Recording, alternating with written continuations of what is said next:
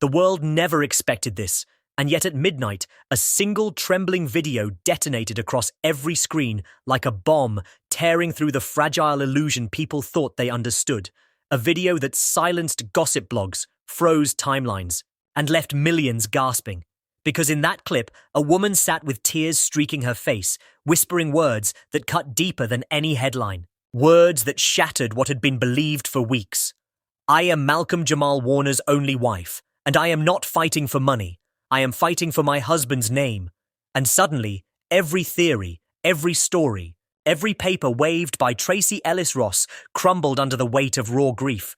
Because this woman was no stranger chasing clout, no actress performing widowhood for the spotlight, but the one who had walked silently beside him away from red carpets, away from selfies, away from fame.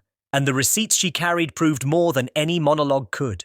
Because laid before the camera were the marriage license with Malcolm's unmistakable signature, the hospital files documenting his life and his last days, the death certificate etched with the finality no one could deny, and then the crushing revelation of the $200 million insurance payout already in her name, all undeniable, all ironclad, all soaked in the weight of a love no tabloid could script. And yet what truly broke the world was her trembling voice when she whispered through sobs, "If Tracy's marriage is real, then it means my husband had 2 wives, and my heart knows he could never do that."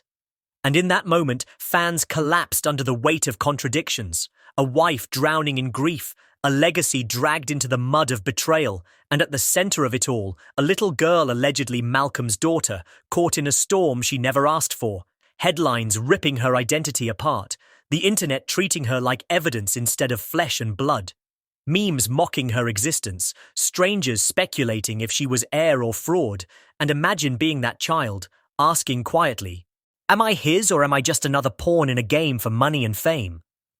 As she scrolled through comments crueler than knives, her innocence shredded in the crossfire of adult ambition. And the tragedy ballooned beyond entertainment because this was no longer about money or clout. It was about truth, about a man who had lived for dignity and honor, about a name now strangled by lies. And when that midnight clip spread, the silence afterward was deafening.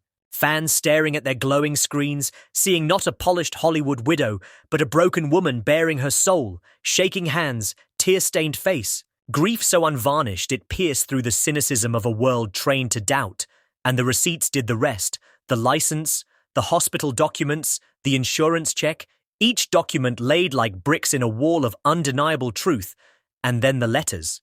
The letters that changed everything because Malcolm himself spoke from the grave in ink that carried his heart, handwriting no one could forge, declaring again and again that he had one wife, one woman, one love entrusted with his soul, and suddenly the narrative Tracy had crafted, secret vows, hidden child, grieving widow, collapsed under the revelation that her story was not only fragile, but perhaps fabricated. And imagine being her in that moment, standing tall for weeks commanding sympathy, commanding headlines, only to watch credibility dissolve like ash in fire, fans once chanting her name, now flooding her Instagram with disbelief, hashtags trending worldwide. Truth over clout, justice formal, the tide turning with merciless speed. Because what once looked like a romantic tragedy now smelled of a calculated ploy, a script, a performance, and even worse, was the little girl trapped in the middle, classmates leaking that she no longer came to school, that she cried in bathrooms when teachers whispered her name, that she muttered once, "I wish I didn't exist because maybe then they'd leave me alone." Tiu. And those words broke millions, because whatever the truth of her bloodline, she was still a child. Too young to carry wars adults waged, too fragile to shoulder hashtags questioning her worth, yet wars were exactly what erupted. Courtroom motions filed overnight, Malcolm's wife's lawyers moving fast, Tracy's team countering with press statements, calling the documents forgeries, insisting video editing, promising their own proof. But the tide had already turned. The world was watching receipts pile against narratives, and the sympathy that once crowned Tracy evaporated, leaving only doubt, suspicion, collapse. And into the courtroom the saga spilled, where reporters swarmed. Fans lined the gallery. Cameras clicked like gunfire as the judge demanded evidence, and the marriage license was first. Malcolm's signature undeniable. Gasps filling the air. Tracy's lawyers crying forgery only to be silenced as the judge leaned close. Then the letters read aloud one by one. The courtroom was still, unbearably still, the kind of silence where every breath echoes like thunder. And into that silence, an envelope was carried. The DNA results that would decide a child's identity and a man's legacy, and Tracy Ellis Ross sat forward trembling. Hands clasped in prayer while across from her, Malcolm's true wife clutched his photo against her chest, eyes closed, bracing for impact, and the judge unfolded the paper, voice cracking as he read. According to the results of the DNA analysis, the probability of paternity between Malcolm Jamal Warner and the minor child is... The room leaning forward, time suspended until the final words fell like a guillotine, confirming that the probability was 0. That the man she believed was her father was not hers at all. And in that single instant, the child's world shattered because everything she thought she knew, every story her mother had told, every whispered comfort about being his heir disintegrated under the weight of science. And imagine being that girl, hearing your identity ripped apart on live television. Your pain turned into a trending hashtag as the internet devoured your grief. Memes mocking your tears. Strangers debating your very existence. Classmates watching as your life dissolved. And reports leaked that she locked herself in her room for days, staring at photos of Malcolm whispering, "Was I never enough?" Her innocence shredded by lies she never chose. And even as Malcolm's wife stood victorious in court, her tears flowed not from triumph, but from devastation because she never wanted revenge, never sought to destroy a child, only to protect her husband's truth. And even in victory, her heart broke because Malcolm's memory had been dragged through mud, his legacy scarred, his name tangled in a circus that left no one whole. And Tracy Ellis Ross, the once beloved queen of Hollywood, now faced ruin as Hollywood turned its back, sponsors vanished, projects cancelled. Headlines screamed, Tracy's web of lies, and collapse of a queen. Friends distanced, fans raged, and outside the courthouse cameras captured her screaming through tears. I loved him, before being rushed away by security. But love cried in desperation, could not erase documents, letters, videos, truth. And as weeks passed, her empire disintegrated, a cautionary tale of ambition devouring itself. Yet the deepest wounds lay with Malcolm's family and fans, because his name, once synonymous with talent, laughter, and inspiration, was now forever tied to scandal, betrayal, and collapse.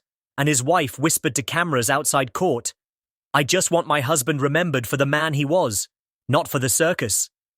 Her voice breaking as fans wept with her, while vigils spread across the country, candles lit in his honor, murals painted with his face surrounded by words like truth and legacy. Yet behind the beauty lay pain. No tribute could erase, because a wife was broken, a child lost, a woman destroyed, and a man's memory scarred forever.